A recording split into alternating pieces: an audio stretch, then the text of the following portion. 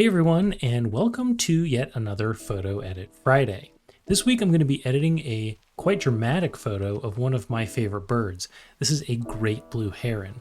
Now, I had the pleasure of shooting this bird while it was perched in a tree in the forest, which is something I don't really see very often, and I was testing out, this is the first time I'm sharing this on this channel, testing out the Nikon 800mm PF lens. So this photo was shot with the 800 PF. I'm excited to see what the detail looks like, and one thing that I really wanted to talk through was what I'm going to do because this image has a high ISO. It's got an ISO of 2000, so I've got a trick to show you to enhance your noise reduction process. But before we get into that, let me just give you my quick disclaimer about Photo Edit Fridays. I do edit in Capture One primarily, but all of the techniques and tips that I'm going to share could apply to Lightroom, Photoshop, or whatever photo editing software you use. I also just wanted to say that this is my own personal style of editing. It's not necessarily the right way to do things, but I hope that by watching my tips and techniques, it'll help you to learn what you like, learn what you don't like, and develop your own style. So that said,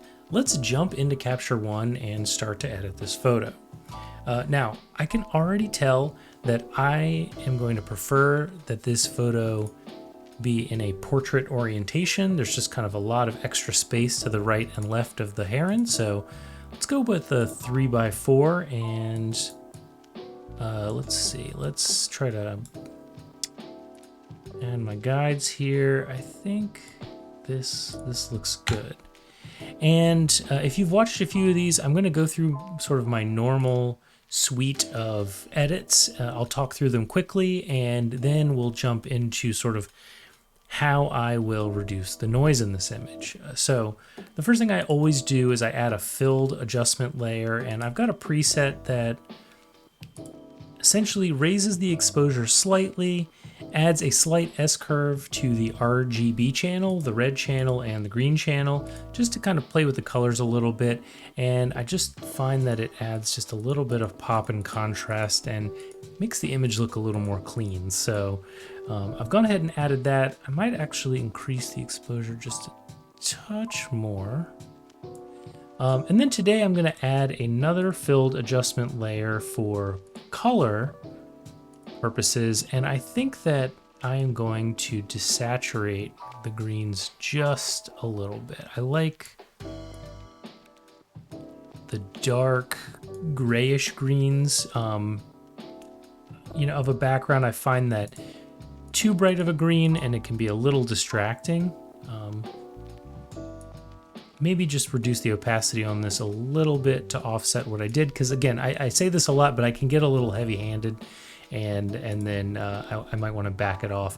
I also think I'm going to increase the saturation on the yellows and the oranges, because I really think that the beak and the eye, they look a little bit flat, so I think this will help.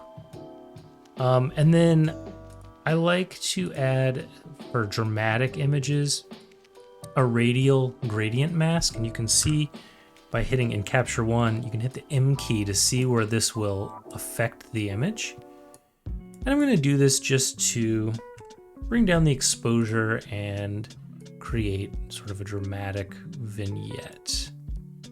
And so I'll play with the exposure a little bit on the original image, back and forth, just to make sure that it looks good. And honestly, I really like the image. Where it is, it's just a little noisy.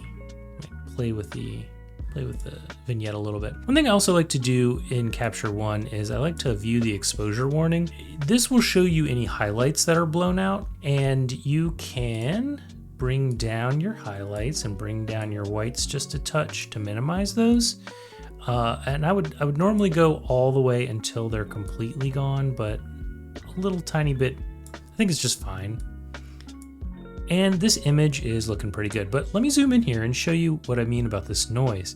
You can see all of this grain, and I think being in the forest and being at a 6.3 and shooting at 1/500th of a second, in order to get the image sharp, I had to sacrifice some noise.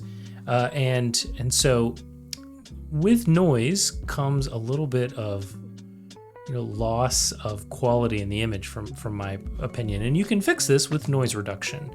Now, I like to use AI noise reduction, be that Lightroom's noise reduction AI feature that they've recently added, or photo AI. But one of the best practices that these tools recommend is that you reduce sharpening all the way in the image. So you can see here, I've set that to be the default. So there is no sharpening applied to this image whatsoever by Capture One, and that is going to help me with getting the best possible AI noise reduction. So what I'm going to do now is I am going to export this image to Topaz Photo AI, reduce the noise, and then I will show you a before and an after shot, and maybe throw in a few extra bonus shots from my shoot out on this day as well. So thanks for watching, and I'll see you in the next one. Bye.